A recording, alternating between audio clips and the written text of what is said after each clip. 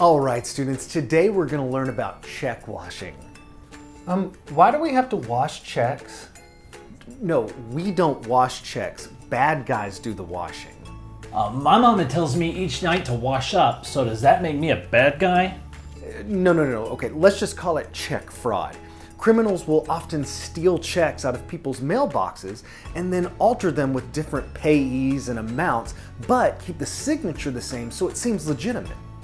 Wait, so washing the checks makes them dirty?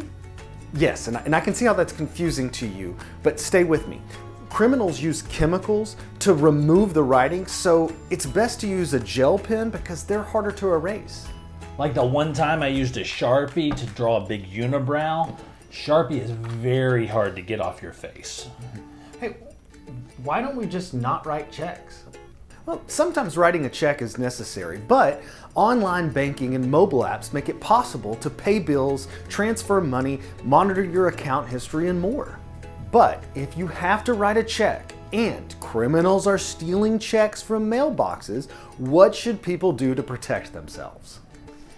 Instead of using normal checks, they should use those big checks like companies use when they're donating to charities. Yeah, giant checks will be harder to steal because they're so big. Criminals will be scared to steal them. Because they're so big. Don't put a giant check in your mailbox. Yeah, that's a good point. Giant check probably wouldn't fit in mailbox. Don't put any check in your mailbox. Oh, those big blue mail receptacles? I bet those will hold our big giant checks. Good thinking. Even those can fall victim to theft.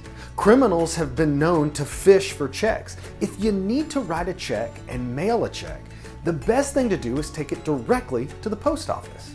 Or take your giant check directly to the person you wrote it to, and then you can present it to them like they just won the lottery or something. That would make paying bills so much more fun. Plus, you could take a picture with the person to prove that they received it. Take that, criminals!